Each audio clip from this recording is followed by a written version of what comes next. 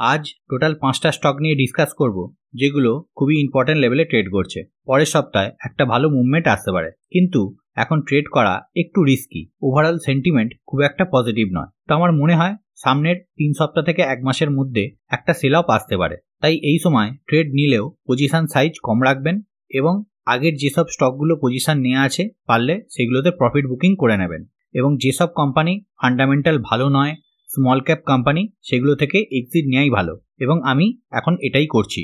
Last কিছু সপ্তাহ ধরে আমি এই একই কথা বলছি যে স্মল ক্যাপ এবং মিড ক্যাপ স্টক থেকে ধীরে ধীরে এক্সিট নিন এবং লার্জ ক্যাপ ব্লু চিপ কোম্পানিতে এন্ট্রি করুন।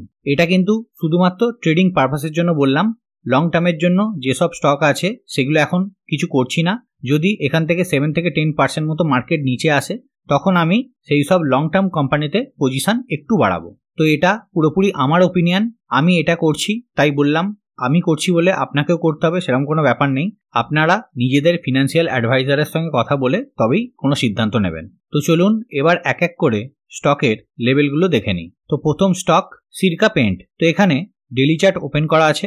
আগে এই স্টকটা এই জায়গা থেকে একটা আপ মুভ দেখানোর পর এই জায়গায় একটা হাই বানিয়েছে, তারপর থেকেই প্রাইস নিচে আসা শুরু করে। তো উপরে এই জায়গাটাকে অ্যাজ এ রেসিস্ট্যান্স মার্ক করা হলো, তারপর থেকে প্রাইস সুইং লো বানিয়ে নিচে আসে, মানে প্রত্যেকটা সুইং আগের সুইং এর নিচে বানিয়েছে। তারপর এই জায়গা থেকে ধীরে ধীরে এর প্রাইস অ্যাকশন পরিবর্তন হয় এবং আগের সুইংগুলোকে ব্রেক করে উপরে যেতে থাকে, এবং লাস্ট দিন এই আগের রেসিস্ট্যান্স লেভেল যেটা 434 এই লেভেলে ছিল সেখানে একটা রেসিস্ট্যান্স পায়। তো নেক্সট দিনগুলোতে প্রাইস যদি এই লাস্ট সুইং হাই মানে 434 এই লেভেলের ওপরে 1 আওয়ারের ক্যান্ডেল ক্লোজ দেয় তখন হবে এন্ট্রি। স্টপ লস থাকবে 392 এর লেভেলে এবং ওপর দিকে 495 পর্যন্ত এক্সপেক্ট করতে পারেন।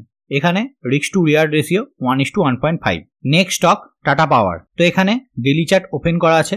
তো ওপরে একটা হরাইজন্টাল লাইন ড্র করা আছে 347 এর লেভেলে, যেটা অ্যাজ এ রেসিস্ট্যান্স কাজ করছে। তো নেক্সট দিনগুলোতে প্রাইস যদি এই লেভেলের উপরে 1 আওয়ারের ক্যান্ডেল ক্লোজ দেয় তখন হবে এন্ট্রি। স্টপ লস থাকবে লাস্ট সুইং লো 312 এর লেভেলে এবং ওপর দিকে 400 এর লেভেল পর্যন্ত দেখতে পারেন। তো এখানেও রিস্ক টু রিওয়ার্ড রেশিও 1:1.5। তো এখানে একটা কথা খেয়াল রাখবেন, প্রায় প্রতিটা স্টক অল টাইম হাই এর কাছে ট্রেড করছে, তাই পজিশন বানালে কুইক এক্সিটও নেবেন, বেশি অপেক্ষা করবেন না। Next stock Olectra Greentech. তো এখানে ডেইলি চার্ট ওপেন করা আছে। স্টকটা একটা সিমেট্রিক্যাল ট্রায়াঙ্গেল প্যাটার্ন বানিয়েছে এবং তার ব্রেকআউটও করেছে। লাস্ট দিনে পুরনো একটা রেসিস্ট্যান্স লেভেল 1465 কে ব্রেক করার ট্রাই করেছিল, কিন্তু প্রাইস ওই লেভেলের নিচে এসে ক্লোজ দেয়। তো এখানে একটা অপরচুনিটি আছে। নেক্সট উইকে প্রাইস যদি 1495 এই লেভেলের উপরে 1 আওয়ারের ক্যান্ডেল ক্লোজ দেয় তখন হবে এন্ট্রি। স্টপ লস থাকবে 1273 লেভেলে, যেটা একটু বড় এসএল, কিন্তু প্রাইস যখন উপর দিকে মুভমেন্ট করবে তখন এসএলটা ট্রেল করে ওপরে নিয়ে যাবেন এবং ওপর দিকে 1815 লেভেল পর্যন্ত এক্সপেক্ট করতে পারেন। এখানে risk to reward ratio 1:1.45। Next stock আস্টার DM health care. তো এখানেও ডেইলি চার্ট ওপেন করা আছে। স্টকটা একদম ব্রেকআউট জোনের কাছেই ট্রেড করছে। আগে এই জায়গায় অনেক দিন ধরে একটা বেস বানানোর পর এই ক্যান্ডেলে ব্রেকআউট দিয়েছিল উইথ ভলিউম। তো আবারও সেই রকমই একটা প্যাটার্ন তৈরি করছে। তো লাস্ট 1 মাস ধরে দেখুন এই একটা জোনে প্রাইস কনসোলিডেট করেছে এবং লাস্ট দিনে ব্রেকআউটের ট্রাইও করেছিল। তো এই জায়গায় নেক্সট দিনগুলোতে যদি এই লেভেলের ব্রেকআউট হয় তাহলে একটা ভালো মুভ এক্সপেক্ট করতে পারি। তাহলে এন্ট্রি কোথায় হবে? 425 এই লেভেলের ওপরে যদি 1 আওয়ারের ক্যান্ডেল ক্লোজ দেয় তখন হবে এন্ট্রি। স্টপ লস থাকবে 381 এর লেভেলে এবং ওপর দিকে 490 লেভেল পর্যন্ত এক্সপেক্ট করতে পারেন। এখানে রিস্ক টু রিওয়ার্ড রেশিও 1:1.5।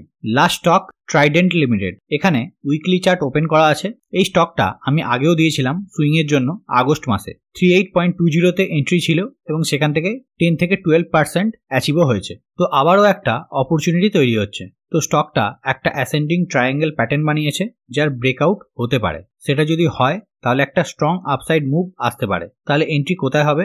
উপরে একটা হরাইজন্টাল লাইন ড্র করা আছে 44 এর লেভেলে। প্রাইস যদি ওই লেভেলের উপরে 1 আওয়ারের ক্যান্ডেল ক্লোজ দেয় তখন হবে এন্ট্রি। স্টপ লস থাকবে 34.50 লেভেলে এবং ওপর দিকে 57 থেকে 60 লেভেল পর্যন্ত এক্সপেক্ট করতে পারেন। তো আবারও একই কথা বলছি, এখন মার্কেটের সিচুয়েশন খুব একটা ভালো নয়। পজিশন যদি বানান খুব ছোট পজিশন নেবেন এবং ছোট ছোট প্রফিট বুক করবেন, বেশি অপেক্ষা করবেন না। আর যারা একদম নতুন তারা ট্রেডিংটা কিছুদিন অ্যাভয়েড করুন, এখন শুধু মার্কেটটা ওয়াচ করুন।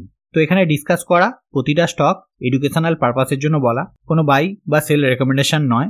যে কোনো সিদ্ধান্ত নেওয়ার আগে নিজেরা ভালো করে রিসার্চ করবেন, তারপর কোনো সিদ্ধান্ত নেবেন। তো এবার লাস্ট উইকে যে স্টকগুলো দিয়েছিলাম সেগুলো কিরকম পারফর্ম করলো একবার দেখে নিই। তো ফার্স্ট স্টক ছিল IRCTC, এখানে এন্ট্রি হয়েছে এবং এন্ট্রি লেভেল থেকে 3% মতো ওপরে গিয়েছিল, এখন 1.5% মতো ওপরে আছে, 5% গেলে এক্সিট। নেক্সট উনো মিন্ডা, এখানেও এন্ট্রি হয়েছে 695 এর লেভেলে, এখন 1% মতো ওপরে আছে।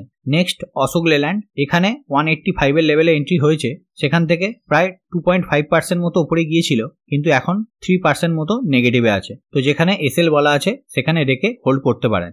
নেক্সট সোনা BLW, তো এখানেও এন্ট্রি হয়েছে, এখন প্রায় কস্ট টু কস্ট চলছে।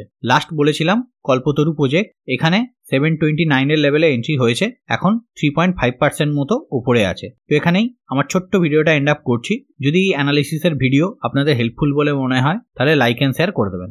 আজকের মতো বাই বাই, ভালো থাকবেন, সুস্থ থাকবেন।